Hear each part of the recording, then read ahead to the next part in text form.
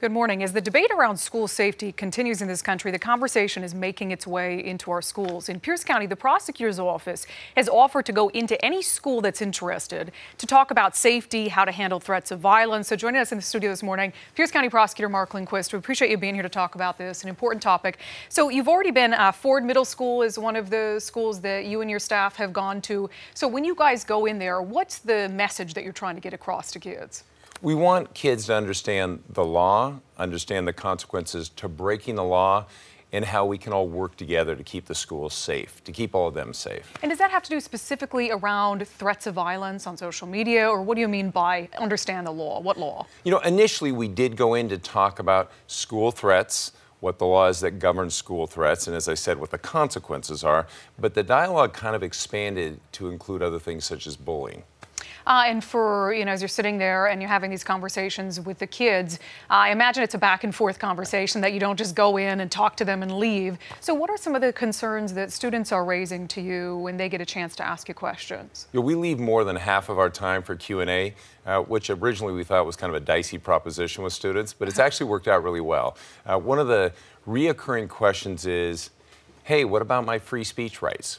So we kind of walk through that there are limits to constitutional rights. For example, you can't yell fire in a crowded theater and cause a stampede. And the students seem to get it, but they kind of want to test the boundaries. Yeah, and when you talk to this, I imagine that there are not a lot of students who are volunteering, that they post questionable things on social media. So when you try to give them examples of things that would not be appropriate, what kind of examples would you give students or parents who are watching? Well, actually, a lot of the examples come in the form of hypotheticals from the students. Let's hear some hypotheticals then. Well, one, for example, was, well, what if I post such and such a threat to shoot up the school or to another student, but it's on Snapchat, and then it disappears right away? And we explained to them, one, contrary to what you think, it hasn't disappeared forever. And two, once the threat is out there, you can't take it back. So that's been one of the questions.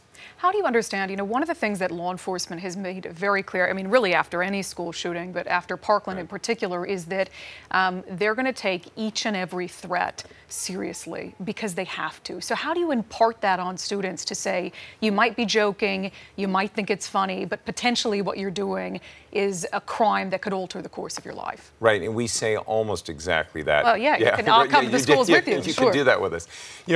One of the problems in Parkland was red flags were ignored. And in Pierce County, we had some threats, and we were on top of it immediately because we're going to err on the side of keeping the schools safe and keeping the students safe. Legally speaking, then, what are some potential crimes that a kid could face if they post a threat on social media, even if they think it's funny? Yeah, felony harassment is one. Assault is another, if there's someone particular they're threatening, or even if they're threatening a large group. Those are just a couple of the threats, and there are rather a couple of the potential crimes that could come from the threats, and there are other crimes as well. And we try not to get too specific about it, but just get back to that general idea is this is going to be taken seriously by your school, by law enforcement, and by us. How seriously? Because you're the Pierce County prosecutor, so these cases are going to come to your office for prosecution. Do you tend to want to work with the student to make them understand what they've done is wrong, or are you going to throw the book at some kids who are posting these types of things on social media? Once they post the threat, yes, we're going to throw the book at them. The idea here is we get to them before they post the threat. I am curious quickly about parents. For some parents, the proposition of maybe a prosecutor or law enforcement coming into their kid's school and talking to them about a serious issue like threats of violence, like school shootings, like school safety, it's a dicey proposition because they don't know what where that conversation is going to go. Have you guys heard any concerns from parents after making this offer to be willing to come into schools? Actually, the parents, the teachers, the principals have all been incredibly welcoming.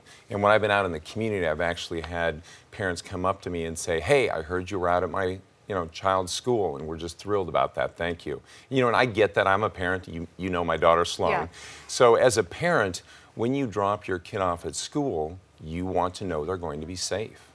So finally, the offer still stands, right? You'd go to any Pierce County school. Absolutely. And do you have some of these school visits scheduled coming up? We have a lot of them scheduled. We actually have more takers than we can currently schedule, but we're going to get out to them all eventually. Gotcha. Pierce County Prosecutor Mark Lindquist, an important topic, and really any conversation we can have with our kids and families around not only keeping our schools safe, but letting these kids know this isn't a joke. Right. That these threats aren't a joke, and sometimes it takes maybe a man in a suit, a scary man in a suit to come into their schools and let them know that they'll throw the book at them. Right. Mark, we appreciate you being here. Thank you, Brandy.